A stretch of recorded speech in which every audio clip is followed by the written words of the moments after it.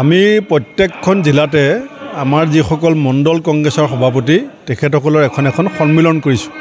আজি শোণিতপুৰ জিলা কংগ্ৰেছে ৰঙাপৰা সমষ্টিত আমাৰ জিলা ভিত্তিক মণ্ডলৰ সন্মিলন।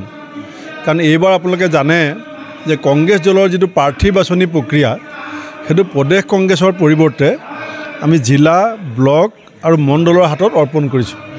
গতিকে তেওঁলোকে কি ধৰণে প্ৰস্তুতি কৰিছে সেই গোটেই ৰিপৰ্টখিনি আমিও বুজি লোৱা দৰকাৰ।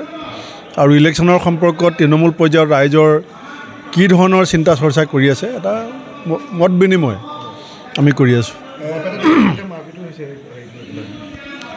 চাওক যে এটা সময়ত আপোনালোকৰ মনত আছে মই সভাপতি হোৱাৰ পিছত এটা যাত্ৰা উলিয়াইছিলোঁ পুৰা সোণৰ টুকুৰা বিচাৰি।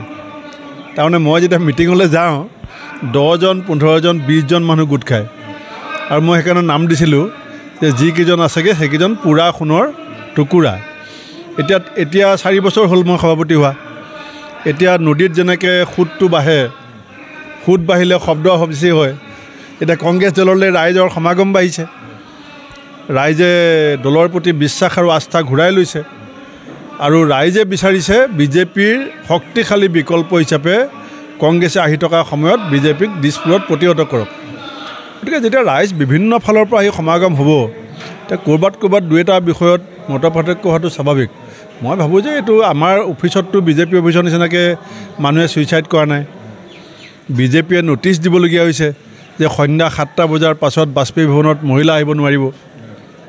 আমাৰ আহিলে ইমান টিকেটৰ কাৰণে আজি হিমন্ত বিশ্ব শৰ্মাই পঞ্চায়ত ইলেকশ্যনটো বাৰে বাৰে কিয় পিছুৱাইছে? কাৰণ তেওঁ ভাবিছিলে যে কংগ্ৰেছে প্ৰাৰ্থী বিচাৰি নাপাব। এতিয়া প্ৰাৰ্থী কেন্দ্ৰিক সংঘাত আৰম্ভ হৈছে যে মোক টিকেট লাগিব, মই ইমান দিন কংগ্ৰেছ কৰিছোঁ। কিন্তু আমি আমাৰ দলক কৈছোঁ যে প্ৰাৰ্থীৰ ক্ষেত্ৰত ছিনিয়ৰ জিনিয়ৰ আপোন পৰ চোৱাতকৈ তেওঁৰ জনপ্ৰিয়তা, তেওঁ জিকিব পৰা সক্ষমতা, উইনেবিলিটি আৰু লয়েলিটি এই দুটা আমি চাবলৈ কৈছোঁ। দেখিবলৈ পোৱা গৈছে বিজেপিয়ে ইতিমধ্যে ইউপিএলৰ লগত আছিলে যদি এতিয়া তেখেতসকলে অকলেই নিৰ্বাচন খেলিব, এই ক্ষেত্ৰত কি ক'ব আপুনি? এইটোতো বিজেপিৰ পুৰণা নিয়ম। সৰু ৰাজনৈতিক দলবিলাকক অজগৰ সাপে গিলা নিচিনাকৈ বিজেপিয়ে এফালৰ পৰা গিলি আহিছে। গণশক্তি এতিয়া ক'লৈ গ'ল কওক? আমাৰ উত্তৰ অসমত এটা ৰাজনৈতিক দলৰ নাম আছিলে গণশক্তি, 2জন MLA হৈছিলে, সেইটো খাই পেলালে। যোনেই বিজেপিৰ লগত মিলিব কালক্ৰমত সেই দলটো বিজেপিৰ পেটত সোমাই যাব। এতিয়া UPPLক ধৰিছে, কেইদিনমানৰ পাছত AGPকো ধৰিব। কিন্তু কংগ্ৰেছ যেতিয়া ক্ষমতাত আছিলে তেতিয়া BPF শক্তিশালী হৈছিলে, গণশক্তি শক্তিশালী হৈছিলে, আৰু বিজেপি যেতিয়া ক্ষমতালৈ আহি হাত মিলাইছে সেই দলবিলাক নিশেষ হ'বলৈ গৈ আছে। আমি অত্যন্ত ইচ্ছুক আৰু আশাবাদী যে আমি বিজেপি বিৰোধী দল ব্যক্তি সংগঠন আমি একেলগ হোৱাটো বিচাৰোঁ আৰু এই ক্ষেত্ৰত নাগৰিক সমাজে এটা সুন্দৰ চেষ্টা আৰম্ভ কৰিছে। পঞ্চায়তত আমি জিলাবিলাকক কৰ্তৃত্ব দিছোঁ। এতিয়া কাৰ্তিকে মোক কৈছে যে ইয়াত আমি লোকেলি 2-এটা ছিটত আলোচনা কৰি আছোঁ। আমি গুৱাহাটীত বহি পেলাই ইমানবিলাক পঞ্চায়তৰ ৱাৰ্ড জিলা পৰিষদ মিলোৱাটো সম্ভৱ নহয়। এইটো ৱাৰ্ডত কোনে খেলিব মোৰ ধাৰণা নাই। সেইকাৰণে আমি জিলাবিলাকক কৰ্তৃত্ব দিছোঁ। জিলাই জিলাই য'ত কৰিব আমি সমৰ্থন কৰিম। এতিয়া আপুনি চাই থাকক, আগতে মই ৰঙাপাৰা আহিলে ইমান মানুহ হয় জানো? আগতেতো আহিছোঁ আমি 20-25জন মানুহ বহি কাৰ্তিক মিটিং কৰি যাওঁ। এতিয়া আপুনি চাওক,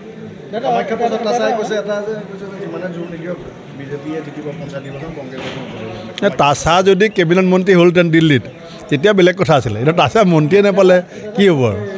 ৰাহুল গান্ধীয়ে কৈছে যে এইবাৰ দল বিৰোধী যিখিনি কাৰ্যকলাপত জড়িত তেওঁলোক ছাঁটাই কৰিব, অসমত কিবা ছাঁটাই হ'ব নেকি? দল বিৰোধী কৰিলে ডিচিপ্লিনটো ৰক্ষা কৰিবৰ কাৰণে দলীয় সংবিধান মতে নিশ্চিতভাৱে ব্যৱস্থা ল'ব লাগে। সেইটো আমাৰ যেতিয়া অলপ দিনৰ আগতে ৰাহুল গান্ধী আৰু খাৰ্গে ডাঙৰীয়াৰ লগত দিল্লীত মিটিং হৈছিলে তেতিয়াও সেই কথাটো তেওঁ স্পষ্টকৈ কৈছে যে ডিচিপ্লিন মানি চলিব লাগিব। যিমান ডাঙৰ নেতা হওক সৰু নেতা হওক ডিচিপ্লিন নেমানিলে শাস্তি হ'ব। এটা কথা কৈছে ভাষণত যে কৈছে যদিহে 26ত আপোনালোকে যেতিয়া মুখ্যমন্ত্ৰীৰ পত্নী হয়তো জেলত থাকিব পাৰে। চাওক, আমিতো SIT বহাম। SIT বহাই এই বিজেপিৰ দিনত যিমান লুণ্ঠন হৈছে এই লুণ্ঠনৰ বিচাৰ হ'ব আৰু SITৰ যেতিয়া বিচাৰ আৰম্ভ হ'ব কোনে কোনে হাজোতৰ ভাত খাব সেইটো আপোনালোকে অনুমান কৰিব পাৰিব। SIT ইতিমধ্যে যেহেতু গৌৰৱ গগৈৰ পত্নীৰ বিৰুদ্ধে আজি 10 দিন ধৰি তদন্ত চলাই আছে এই ক্ষেত্ৰত কি ক'ব এনেই ভেকু ভাওনা আমাক ভয় খাব লাগি আছে